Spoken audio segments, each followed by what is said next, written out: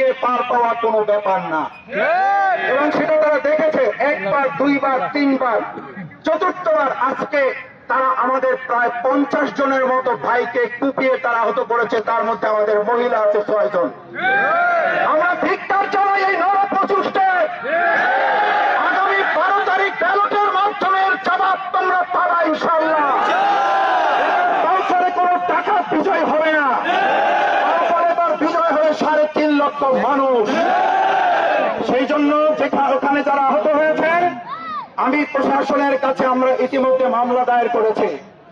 24 ঘন্টা সময়, এর মধ্যে যদি তাদের গ্রেপ্তার না হয় এই রাস্তা কিন্তু জনগণের। আমরা জনগণের রাস্তায় জনগণ হাজির হলে আমি মাসুদের কিছু করার থাকবে না। দুই, আমাদের অফিসে ইতিপূর্বে শহীদুল আলম তালুকদার তার নেতৃত্বে এবং তার ছাত্র দলের সভাপতি পরিচালনায়, তার উপস্থিতিতে আজকেও যখন আমার কাছে ভিডিও ক্লিপ আছে আমি এটা ছেড়ে দেব, শহীদুল আলম তালুকদারের কাছে যখন বলা হয় চন্দ্রদ্বীপে হামলা চলছে, তখন বলেছে তোদের কাছে যা আছে তাই নিয়ে ওদেরকে শোয়ে ফেলাও।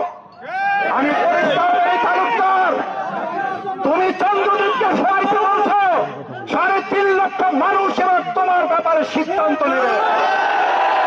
সুতরাং প্রশাসনের যারা আছেন, এই যে তালুকদার শোয়ে ফেলানোর সিদ্ধান্তের ভিডিও আপনাদেরকে দেওয়ার পরও শুধুমাত্র আসামি যে কয়জন তাদের ব্যাপারে কার্যকর পদক্ষেপ নিয়ে হবে না, যিনি এই হুকুমদাতা তার ব্যাপারে পদক্ষেপ নিয়ে যার নির্দেশে এই কাজগুলো হয়। প্রকাশ্যে তিনি আমাকে হত্যার হুমকি দিয়েছেন, প্রকাশ্যে তিনি আমার রক কেটে দেওয়ার কথা বলেছেন।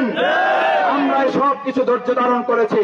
সুতরাং দ্বিতীয় দাবি হচ্ছে প্রশাসনের কাছে, তারা অবশ্যই এই আসামি যাদের নাম দেওয়া হয়েছে হুকুমদাতা সহ এই বিএনপির তথাকথিত প্রার্থী, তারাই বিএনপি বলে সারা বাংলাদেশে পাইছে ধান আর কৌশলে পাইছে চিরা।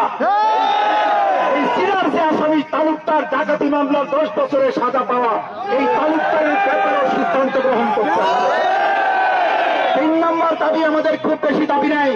অবাধ, সুষ্ঠু, নিরপেক্ষ নির্বাচনে 5টা ভোট যদি দাঁড়িপাল্লা পায় 5টাই হবে, 6টারও দরকার নাই, কিন্তু 4টা হলে পরিস্থিতি সামাল দেওয়া যাবে না। সেই নিশ্চয়তা প্রশাসনকে দিতে হবে। এবং এই পিছনে যিনি কলকাঠি নাড়েন না, প্রকাশ্যে যিনি এই কাজে লিপ্ত, আমাদের কাছে প্রমাণ সহ আমরা ইতিপূর্বে সাংবাদিক এবং প্রশাসনের কাছে দিয়েছি। এই থানার ওসি টাকার মাধ্যমে বিক্রি হয়ে অনৈতিকভাবে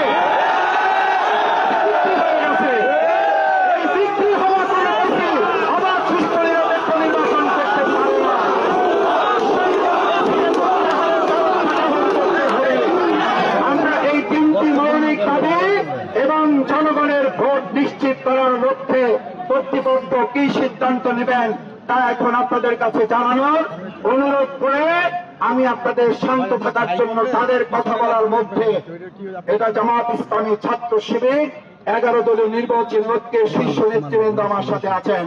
সুতরাং আমরা শান্তশিষ্ট ভাবে আমরা একটা সুন্দর ভোট উপহার দিতে চাই। সেজন্য আমরা ধৈর্য ধারণ করেছি। পিঠ দেয়ালে ঠেকা ছাড়া আমরা রাস্তায় আসি নাই। আমি যতক্ষণ হাসপাতালে না গেছি ততক্ষণ রাস্তায় আসার সিদ্ধান্ত নেই নাই। আমি আমার ভাইদের বলেছিলাম উপজেলা চত্বর থেকে তোমরা একটা মিছিল শেষ করে দাও। অত্যন্ত পরিতাপের বিষয়, আমি আদাবাড়িয়া প্রোগ্রামে যাওয়ার আগে ভাবলাম আমার ভাই বোনদের একটু দেখে যাই। হাসপাতালে যাওয়ার পর আমার মাথা ঘুরে গেছে। একটা মানুষ, একটা দল, একটা টাকা কি করে এরকম মানুষের উপর নির্যাতন করতে পারে? তারপর আমি ভাইদের বলেছি যার যা আছে তাই নিয়ে আপনারা থানা ঘেরাও করেন, কারণ এই থানার ওসি এবং তালুকদারের নেতৃত্বে চন্দ্রদ্বীপে হামলা সংঘটিত।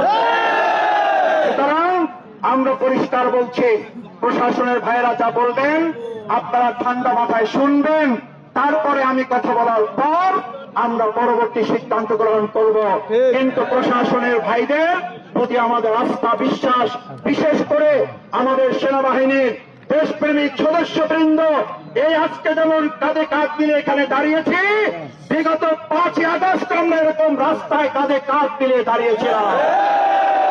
সেই দেশপ্রেমিক সেনাবাহিনী ভাইরা এখানে এসেছেন, আমরা তাদের কাছ থেকে তাদের সংশ্লিষ্ট প্রশাসন তারা কথা বলবেন, কেউ একটু শব্দ করবেন তাদের কোনো কথা যদি পছন্দ না হয় তাও করবেন না। পরবর্তীতে আমি কথা বলার পর তারপরে আমরা পরবর্তী কর্মসূচি এখান থেকে ঘোষণা করব।